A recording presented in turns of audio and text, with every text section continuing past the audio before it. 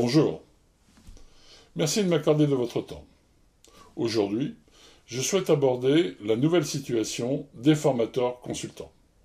Nouvelle situation née de la législation, dont je vous rappelle le dernier événement majeur, le décret numéro 2015-790 du 30 juin 2015 relatif à la qualité des actions de formation professionnelle continue.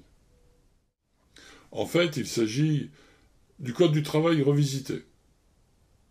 Pas beaucoup de nouveautés, mais des précisions. Notamment, dans son article 1, le décret précise au point numéro 3 que pour la qualité des actions de la formation professionnelle continue, point numéro 3, l'adéquation des moyens pédagogiques, techniques et d'encadrement à l'offre de formation, c'est un des critères mentionnés. Et le point numéro 4, la qualification professionnelle et la formation continue des personnels chargés de la formation.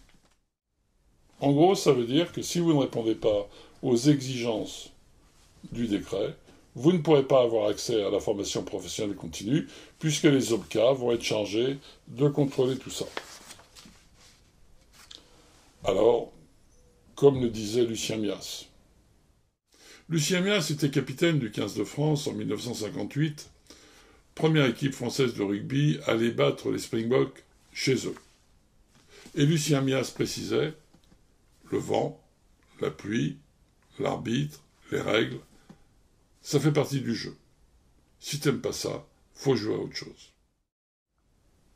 Le formateur consultant doit aujourd'hui répondre aux exigences que j'ai énumérées tout à l'heure.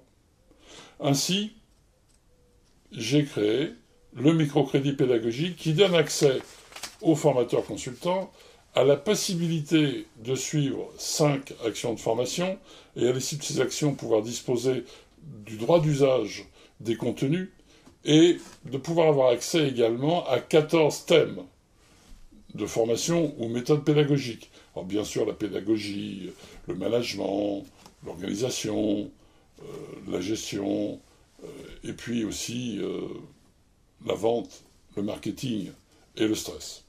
Pourquoi mets-je tout cela à la disposition des formateurs consultants? Je vous dois une confidence. Je suis formateur consultant, professeur d'université, du moins je l'étais il n'y a pas longtemps, mentor et aussi chercheur. Je suis passé du statut d'autodidacte à doctorant et en plus de cela, j'ai toujours développé une activité professionnelle dans le cadre de la démarche qualité. Pendant 15 ans, j'ai été responsable à la FNOR du groupe de travail qui a développé les normes, et puis le dernier travail que j'ai exécuté récemment, c'est l'élaboration de la norme sur le processus d'une action de formation.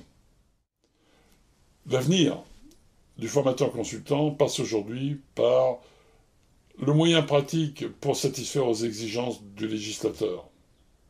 Donc, prouver son professionnalisme, là je vous en offre les moyens, en plus de ce que vous pouvez faire auprès de l'ICPF et PSI, je vous rappelle l'Institut de certification des professionnels de la formation et des prestataires de services intellectuels, organisme que j'ai créé il y a quelques années. Et bien en plus de tout ça, vous pourrez prouver par le fait d'avoir suivi les formations et acquis les contenus via le microcrédit pédagogique, prouver que vous pouvez parfaitement répondre aux exigences. Merci. Portez-vous bien. Prenez soin de vous.